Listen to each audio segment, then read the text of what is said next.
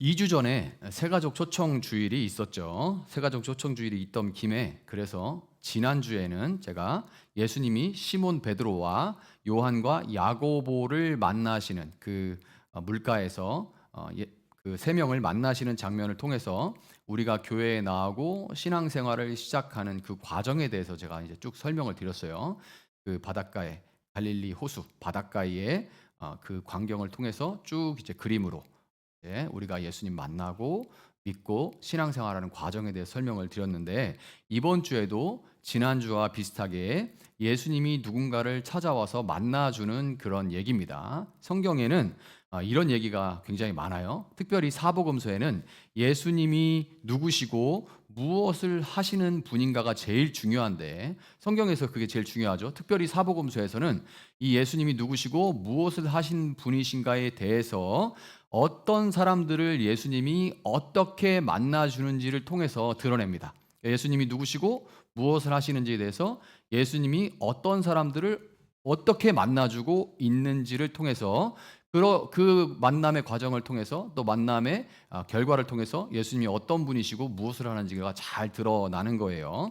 지난주에 베드로는 밤새 그물을 던졌죠. 그런데 고기를 한 마리도 잡지 못하는, 그것도 기적이라면 기적이라고 말씀을 드렸어요. 그런데 그 실패를 경험하고 그 실패의 현장에서 베드로는 예수님을 만났습니다. 베드로와 요한과 야고보 전부 예수님 앞에 엎드려서 저희는 죄인입니다. 저희를 떠나십시오. 이렇게 얘기를 하는 장면을 봤죠. 그렇다면 오늘 이야기에 등장하는 삭개오는 어떻습니까? 오늘 등장하는 삭개오. 그냥 겉으로 봐서는 베드로는 분명히 티가 나죠. 베드로는 그 밤새 한 마리도 못 잡았으니까 누가 봐도 완전 쫄딱 망했구나, 완전 망했네, 폭망했네, 요즘 말로 이렇게 말할 정도의 그런 분명한 눈으로 보이는 실패를 경험했는데, 그런데 삭개오는 그냥 이제 우리가 읽어본 그 장면을 봤을 때는 그 실패를 한 것 같지는 않아요. 그렇다면 이 삭개오는 무슨 일을 겪었고 그에게는 무슨 일이 있었고 또 그 결과는 어떤지 오늘은 이 이야기를 살펴보도록 하겠습니다. 자, 삭개오라는 사람, 이 이름은 의롭다, 순수하다라는 뜻을 가지고 있어요. 의롭다, 순수하다. 유대인이었기 때문에 당연히 여호와 하나님을 삭개오의 부모님은 알았겠죠. 그러니까 이제 아들이 태어났으니까 너무 귀한 이 아들이 무엇보다도 뭐 돈 많이 벌고 뭐도 하고 잘 되면 좋겠죠. 그러나 여호와 하나님을 아는 유대인으로서 이 삭개오의 부모는 귀한 아들이 하나님 앞에 무엇보다 의롭고 순전하기를 바랬던 것 같아요. 그러니까 이름을 의롭다, 순전하다, 이렇게 순수하다 이런 뜻을 가지고 이름을 지었겠죠. 그런데 본문 2절은 삭개오에 대해서 그가 세관장이고 부자였다 이렇게 기록을 하고 있는데, 왜냐하면 세관장이고 부자였다라는 이 두 단어만으로도 이 사람이 어떤 사람이고 어떻게 살고 있는지를 바로 우리가 알 수 있기 때문에 긴 설명 없이 그냥 이 두 단어 세관장, 부자 이렇게 평가를 하고 있는 거예요. 이 두 단어로 이 한 사람을 평가하고 있는 겁니다. 예수님 당시에 이스라엘은 로마의 식민지였어요. 로마는 방대한 제국을, 지금 지중해 주변의 모든 나라들을 전부 다 지배하는 제국이었죠. 방대한 제국을 관리하는 데 있어서 그것을 전부 일일이 막 그냥 세세히 개입하는 것보다는 반역을 일으키지 않고 세금만 잘 내면, 부과한 세금만 잘 내면 크게 개입을 하지 않았어요. 이것을 이제 똘레랑스라고 하는데, 이런 원칙을 가지고 있었습니다. 똘레랑스를 통해서 그냥 내버려 둬도 낼 거 내고 반란 안 익히고 덤비지 않고 그러면 그냥 어느 정도의 자치를 인정하는 이런 똘레랑스 정책을 갖고 있었습니다. 문제는 그 세금을 걷는 게 세관들의 역할이었는데 로마가 그 세관들의 급료를 주지 않는다는 게 문제였어요. 그러니까 돈을 안 줘요. 월급을 안 주는데 세금은 걷어오라는 거예요. 자, 세금은 걷어서 보내줘야 되는데 월급은 주지 않는다. 그러면 어떻게 해야 되겠어요? 본인이 세관이라면 먹고는 살아야 되는데, 나도 가족이 있고 그렇지 않습니까? 먹고 살아야 되는데 월급은 안 나오는데 세금은 걷어내야 돼. 그럼 어떻게 해야 될까요? 방법이 있죠. 조금 더 걷어야 됩니다. 조금 더 걷는 거예요. 세금이 부과된 것보다 더 걷는 거예요. 더 걷어서 보낼 건 보내고 나머지는 내가 먹는 겁니다. 착복하는 거죠. 세관에서 처음에야 겁이 나겠죠. 처음부터 그게 겁이 안 나고 마음이 불편하지 않은 사람이 어디 있겠습니까? 겁나고 막 이제 좀 불편하겠지만 세금 걷는 액수라는 것은 갈수록 늘어나게 되어 있습니다. 나만 먹나요? 그거 눈 감아주는 또 다른 사람도 먹여야 되고 뭐 이러다 보니까 늘어날 수밖에 없습니다. 그에 저항하는 사람, 이거 이만큼만 걷는다던데 왜 이렇게 더 많이 걷어요? 나는 뭐 먹고 살라고요? 뭐 물고기 10마리 잡았는데 8마리를 가져가면 우리는 어떻게 삽니까? 뭐 이런 식으로 되는 거죠. 원래는 4마리만 내라 이런데 뭐 한 8마리 이렇게 가져가 버리면. 근데 이렇게 저항하는 사람은 강력한 로마 군대의 도움을 받아서 이제 제압해 버리면 그만인 거예요. 처음에는 그렇게까지는 안 했겠지만 나중에는 이제 상대하기도 귀찮아. 그냥 병사들한테 이제 호출하면 병사들이 알아서 처리를 해주는 거죠. 자, 부자인 것 자체가 나쁜 건 아니죠. 부자가 되면 좋겠습니다. 그런데 이런 식으로 부를 쌓았다면 사회적인 지탄을 피할 수가 없죠. 어디 가나 그 돈과 위세 때문에 사람들이 앞에서는 고개를 숙여도 뒤에서는 침을 뱉고 욕을 하면서 저주를 퍼부었을 겁니다.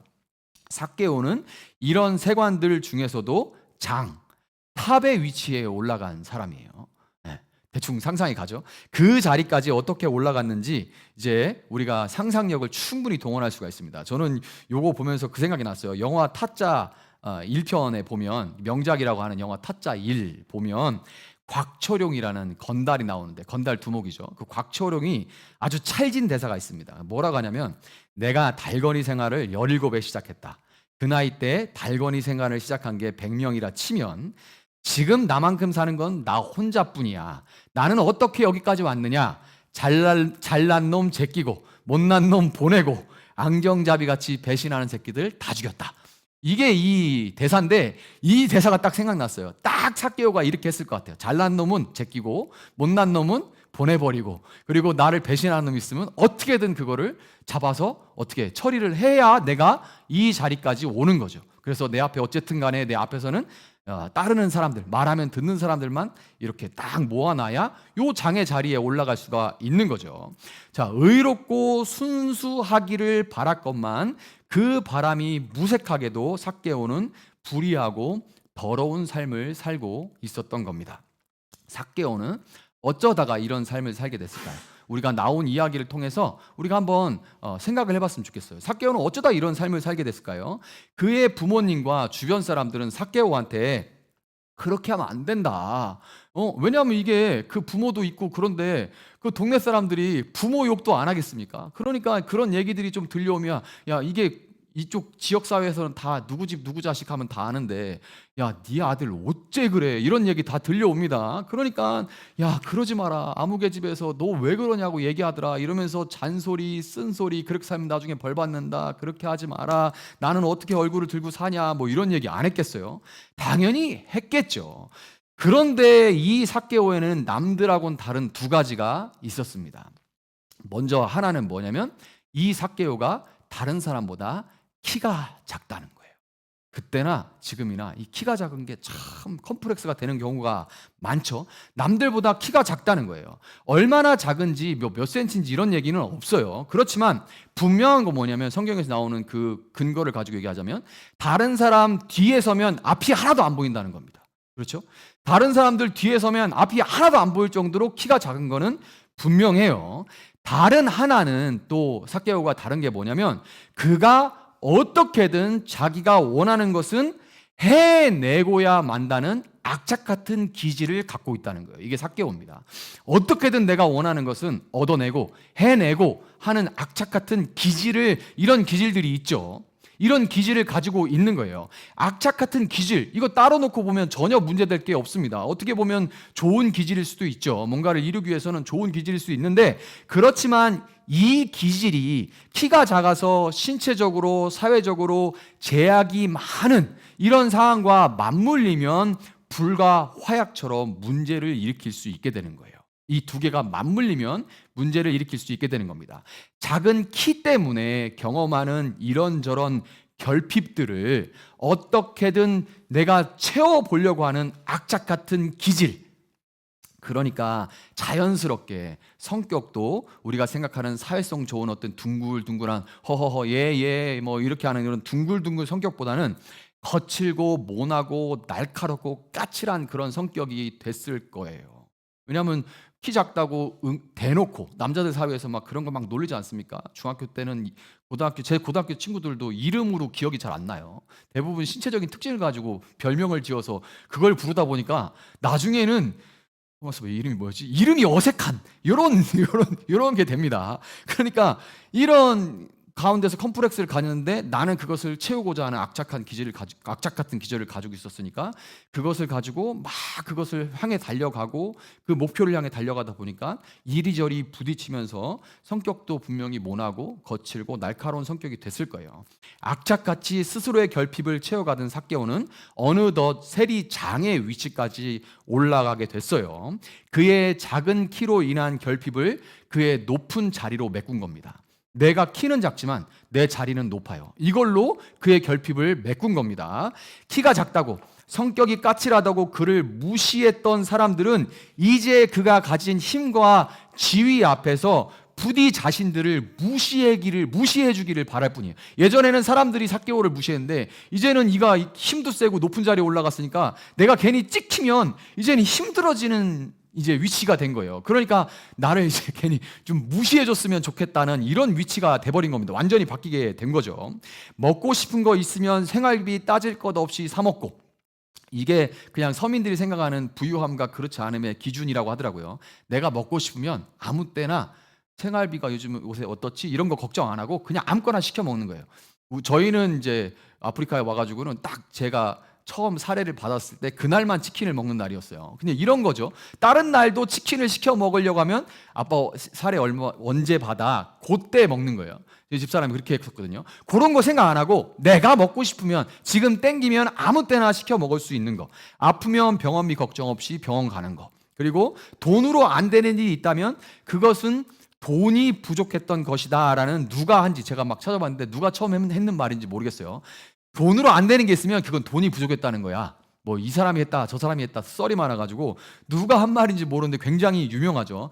이 말처럼 뭐든지 하고 싶은 것은 고민 없이 누리면서 삭개오는 그 자기 효능감으로 지금의 자리에 올라오면서 느꼈던 죄책감을 다 덮어버리고 이 자기 효능감으로 그것들을 다 덮어버리고 잃어버리게 된 깨지게 된 그런 관계들을 다 나름으로 그냥 스스로 보상을 받고 건강 같은 그 자리에 오르면서 잃어버린 어떤 건강 같은 것들, 체력이 떨어진 이런 것들을, 이런 빈 공간, 이런 헛헛한 모든 것들을 다 채우고자 했습니다. 그런데 자존감, 자기 효능감, 상담 심리가 발전한 요즘에 많이 쓰는 이런 용어들로 자신을 방어하고 꽉꽉 채워가고 있으면서도 삭개오는 종종 자신의 이 소유가 지위와 내 이 위치, 지위와 소유가 없을 때 나는 누구인가 하는 생각이 찾아오면 이 생각이 나면 찾아오는 두려움을 피할 수가 없었고 무엇보다도 이렇게 살고 있는데 어쨌든 나는 다 누리고 살고 있는데 그럼에도 불구하고 이상하게도 채워지지 않는 근원적인 외로움과 공허함을 느끼고 있었어요. 근원적인 거예요. 이거는 공허함과 외로움입니다. 의로움과 순수함이라는 이 삭개오의 이름은 삭개오라는 인간의 본질입니다. 이게 그 인간의 본질이에요. 우리의 이름은 우리의 본질이죠. 근데 그 본질을 잃어버리고 껍데기만 남은 이 삭개오에게 두려움과 외로움과 공허함은 그의 본질에서 그가 멀어지면 멀어질수록 더 커져 갈 수밖에 없었고 삭개오는 결국 시몬 베드로와 같은 눈에 보이는 실패는 경험하지 않았을지 몰라도 눈에 보이지 않는 어떻게 보면 더 큰 실패를 경험하고 있었던 거예요. 눈에 보이진 않아요. 눈으로 봤을 때는 와 부자다. 그냥 모르는 사람이 봐서는 누구 아는 사람은 좀 욕하고 그럴지 몰라도 욕하는 것도 마음속에 은근한 부러움이 있기 때문에 그런 겁니다. 아니면 아예 관심 안 갖죠. 근데 뭔가 은근히 이렇게 뭔가 자주 깐다는 얘기는 내가 그만큼 그 안에 그 약간의 그 질투와 그런 게 있다는 거예요. 그러지 않으면 아예 얘기도 안 합니다. 그런 얘기. 그러니까 눈에 보이지 않는 어찌 보면 베드로보다 더 큰 내면적인 실패를 삭개오는 경험하고 있었던 거예요. 그러던 어느 날 그에게 예수님이 여리고를 지나간다는 소식이 들려왔습니다. 여리고는 해발 800m에 위치하고 있는 자리하고 있는 예루살렘은 산 위에 있어요. 산 위에 있는 동네입니다. 그 예루살렘으로 올라가는 관문에 있는 도시가 여리고이기 때문에 여리고는 이스라엘 실제 가보면 진짜 그냥 평평한 데 있어요. 평평한 데. 거기에 여리고가 있는데 여리고에서 예루살렘으로 올라가는 길은 우리 세종에 교회 올 때 큰 길 여기밖에 없는 것처럼 그 하나밖에 없었기 때문에 이제 그리로 나간 거예요. 듣자 하니 예수님은 사람이 할 수 없는 일을 한다는 소문이 들려와요. 그래서 그분을 만날 수만 있다면 분명하지는 않지만 뭔가 내가 지금 맞닥뜨리고 있는 이 실패에 대해서 어떤 답을, 해결책을 얻을 수 있지 않을까 하는 생각이 드니까 삭개오는 부랴부랴 그 길로 나가게 된 겁니다. 나가도 뭐 예수님을 만날 수 있다는 보장도 없고 문제가 뭐 해결된다는 그런 100% 확신도 없잖아요. 그렇지만 그럼에도 불구하고 막상 사람들이 막 가려가지고 나는 이런 데 사람들이 다 앞에 이렇게 서 있으니까 안 보여서 만나는 건커녕 보지도 못하겠다는 생각이 되니까 절박함이 찾아온 이 삭개오는 그의 기질대로 체면이고 뭐고 원래 유대인 남자들 특히 사회적 지위가 있는 사람은 절대로 뛰거나 어디로 올라가거나 무거운 걸 들고 옮기거나 이런 거 안 합니다. 그런데 뭐 이런 체면이고 뭐고 악착 같은 그 기질 있잖아요. 나는 이거를 지금 해야겠어. 그럼 나무에 올라간 거예요. 누가 볼까봐 창피하니까 이제 몰래 싹 이제 빨리 올라간 거죠. 길가의 나무 위로 올라갔습니다. 그런데 참으로 놀라운 일이 일어났죠. 사람들에게 둘러싸여서 그 길을 이제 요 세종대로 앞에 쫙 지나가는 거기서 사람들이 모면서 예수님이 지나가는데 거기서 예수님이 걸음을 딱 멈추시더니 나무 위를 정확하게 딱 보면서 길 위에 그 나무 위를 딱 가리키는데 길 위에 있던 그 예수님께 향해 있던 수많은 그 시선들 뭐라고 예수님 어쩌고저쩌고 하는 그 소리들 막 그 시선들 있잖아요. 예수님 다 바라보고 이러고 있는데 예수님이 딱 이렇게 하자마자 전부 다 이쪽으로 쏠리는 거 아니에요? 전부 다. 전부 다 이쪽으로 쏠리면서 조용해졌습니다. 뭐지 하면서 다 조용해진 그때 예수님은 삭개오야 이리 어서 내려오너라. 오늘은 내가 네 집에서 묵어야 하겠다. 이렇게 말씀을 하셨어요. 예수님이 이렇게 얘기할 때 저라도 정말 이게 꿈인가 싶었을 것 같아요. 분명히 이거 내 이름이야, 내 이름. 용수야 하고 이렇게 얘기를 하면 이게 내 이름, 나? 이렇게 될 거. 분명히 내 이름인데 삭개오는 그 이름을 들어본 지가 언제였는지 어리둥절할 뿐이었습니다. 세관장님, 보통은 그냥 삭개오 세관장님 이렇게 안 부르고 그냥 세관장님 이렇게 부르는 거죠. 세관장님이라는 호칭, 아니면 뒤에서 수군거리는, 들리는데 그거 일일이 상대할 수 없으니까 그냥 상대 안 한, 뒤에서 들려오는 수군거리는 뭐 흡혈귀, 저희 피 빨아먹는 흡혈귀 같은 놈, 앞잡이, 저주받은 난쟁이 새끼, 뭐 이런 얘기들이 막 들려오잖아요. 근데 그거 일일이 다 잡아서 뭐 때릴 것도 아니고 그냥 들려오는데 못 들은 척하고 그렇게 그런 소리에 가려서 오래 잊혀진 그 이름, 그 누구도 따뜻하게 불러주지 않던 그 이름을 예수님이 삭개오야 하고 선명하게 불러주신 거예요. 이름을 부른다는 것은 단지 호칭이 아닙니다. 그것은 삭개오의 존재를 회복시켜주는 부르심이었어요. 예수님이 삭개오의 이름을 부르신 그 순간 잊혀졌던 그의 이름이 다시 울려 퍼졌습니다. 세상이 지워버렸던 그 이름, 스스로도 지워버리고 그냥 잊고 살았던 그 이름, 부모가 처음 이름 지어서 불러줬을 때 거기에 담겨 있었던 기대와 사랑의 그 이름, 순수함과 의로움이 그 이름이 예수님의 입술에서 다시 불려준 거예요. 그러니까 예수님은 지금 이렇게 말씀하시는 겁니다. 순수야, 의로움아, 나무에서 어서 내려오너라. 그렇게 말씀하신 거예요. 예수님의 시선은 삭개오의 잘못된 과거가 아니라 그가 처음 지음 받았을 때의 모습을 향해 있었던 거예요.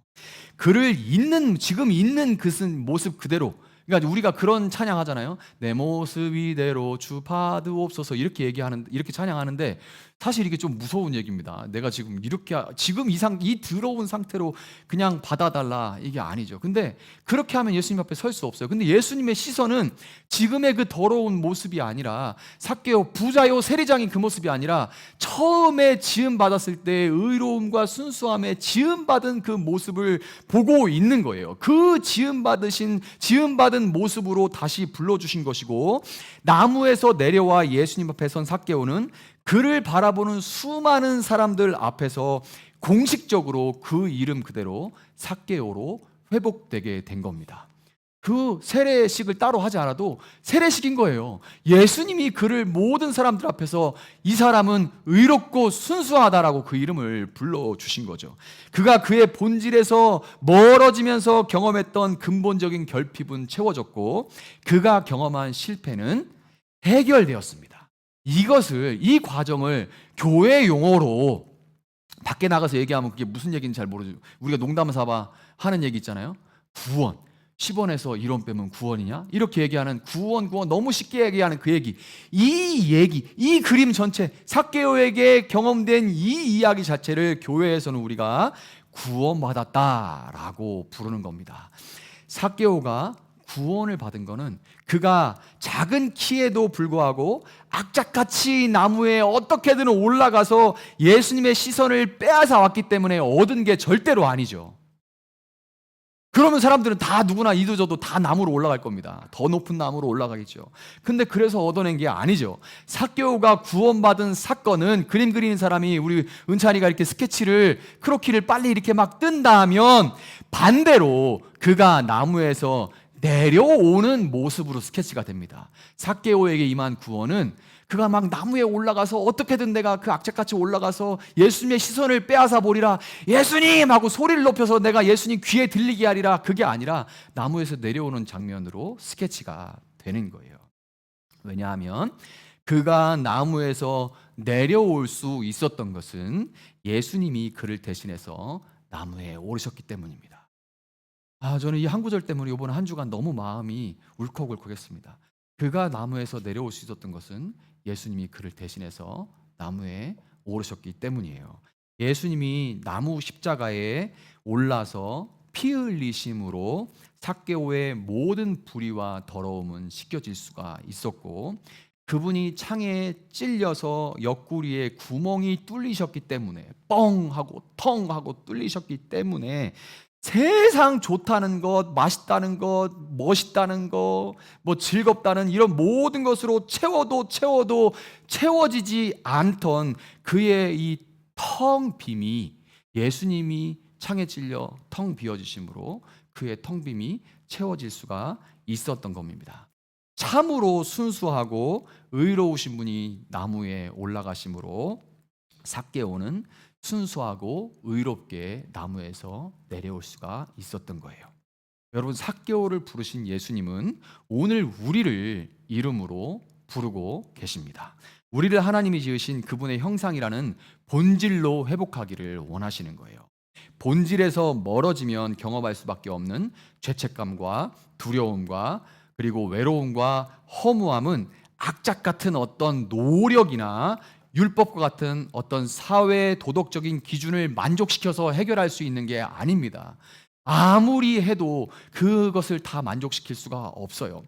왜냐하면 우리는 하나를 상쇄하려고 한 가지 죄를 상쇄하려고 두 가지 죄를 짓는 존재이기 때문에 그렇죠.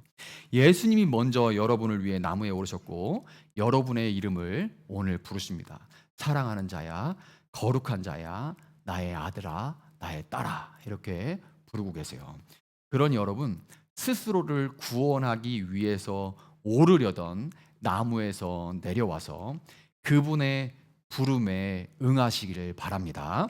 그분의 부르심에 응답할 때 우리는 우리의 지금 모습이 아무리 부정하고 연약하다 해도 다시금 의롭고 순수하다고 여김받을 수 있다는 것을 여러분 믿으시기를 바랍니다. 여러분, 나무에서 내려온 삭개오는 예수님의 말씀대로 그분을 즐거이 자기 집으로 모셔드렸어요. 내려왔어요. 너무 즐겁죠. 그래서 그 즐거운 채로 예수님을 자기 집으로 모셔드렸습니다. 삭개오의 집은 우리 삶의 중심이죠. 삭개오의 삶의 영역에서 가장 중심에 예수님이 오셨고, 예수님은 그 집에서 상석에 앉으시고, 늘 상석에 앉아있던 하고 딱 앉아있던 삭개오는 스스로 결정하고 스스로 말하던 자기 자리에서 내려와서 예수님 앞에 앉아서 예수님의 말씀을 듣고 예수님과 그분의 제자들이 먹는 것을 섬겼습니다. 그 집에서 가장 그 삶의 중심에서 내가 앉던 자리에 예수님 앉으세요. 그리고 예수님 발 앞에 앉아서 그분의 말씀을 듣고 그분과 그분의 제자들이 먹는 음식들을 섬겼습니다. 나무에 오르던 자에서 나무에서 내려온 자로 그의 삶의 방향이 바꿔진 것이고, 눈에 보이지 않는 실패로 인한 예수님과의 그 만남은 삭개오에게 눈에 보이는 변화로 열매를 맺게 되었던 것입니다. 누가복음 19장 8절 같이 한번 읽어볼까요? 19장 8절입니다. 오늘 읽었던 본문 중에 8절 한번 읽어볼게요. 내가 같이 큰 소리 읽어봅시다. 시작. 삭개오가 일어서서 주님께 말하였다. 주님 보십시오. 내 소유의 절반을 가난한 사람들에게 주겠습니다. 또 내가 누구에게서 강제로 빼앗은 것이 있으면 4배로 하여 갚아 주겠습니다. 악착같이 혼자 다 먹으려고 했던 삶이었어요.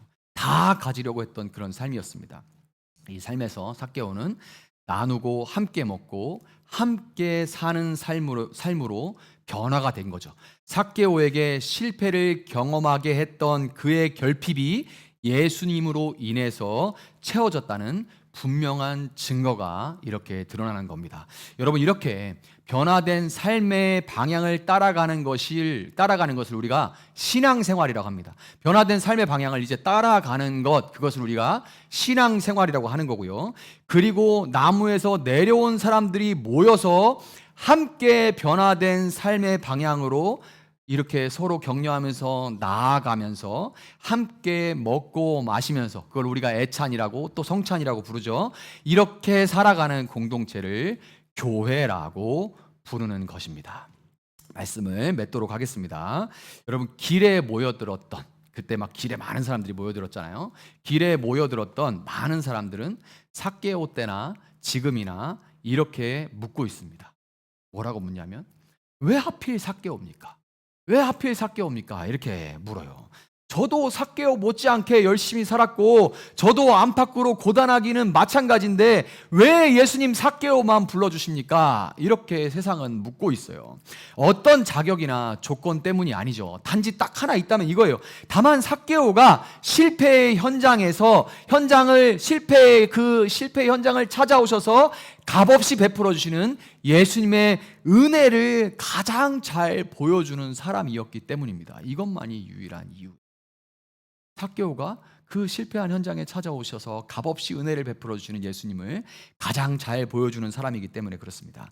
여러분, 더 이상 나무에 올라가려는 사람이 아니라 나무에서 내려온 자의 모습으로, 삶의 모습으로 여러분 자신이 아닌 여러분을 이름으로 불러주신 예수님의 은혜를 증거하면서 살아갈 수 있기를 바랍니다. 세상 사람들은 지금도 예수님한테 왜 예수님 저 사람만 불러주세요 이렇게 말은 안 하지만, 그러나 우리가 예수님 앞에 서는 그날에 그 사람들은 다 얘기할 거예요. 예수님 왜 저는 안 불러주셨어요? 왜 이홍수만 부르고 왜 김은창만 부르고 왜 누구만 부르고 누구만 불렀습니까? 저도 나름 열심히 살았고 깨끗하게 살려고 노력했는데요. 이렇게 외칠 거예요. 그런데 예수님께 삭개오를 부른 게 뭐라겠습니까? 예수님의 은혜를, 실패 현장을 찾으시는 은혜를 가장 잘 보여주기 때문이라고 하지 않았습니까? 그래서 우리가 그 자들에게 내가 이런 은혜를 받았습니다라고 보여줘야 된다는 거예요. 예수님은 자신에 대해 인자는 잃은 것을 찾아 구원하러 왔다 이렇게 말씀하세요. 아주 대놓고 말씀하시죠. 예수님이 누구시고 왜 오셨는지에 대해서 이렇게 분명하게 말씀하시는 구절이 없죠. 나는 잃어버린 사람을 찾아서 구원하려고 왔다라고 말씀하세요. 잃어버렸던 여러분을 찾으신 예수님께 또 다른 삭개오들을 인도함으로써 오늘 구원이 이 집에 이르렀다, 이 사람도 아브라함의 자손이다, 믿음의 자손이다 라는 그 기쁨의 외침이 예수님과 그분의 교회, 또 우리 세종나베 교회에 울려 퍼질 수 있기를 예수님의 이름으로 축복합니다.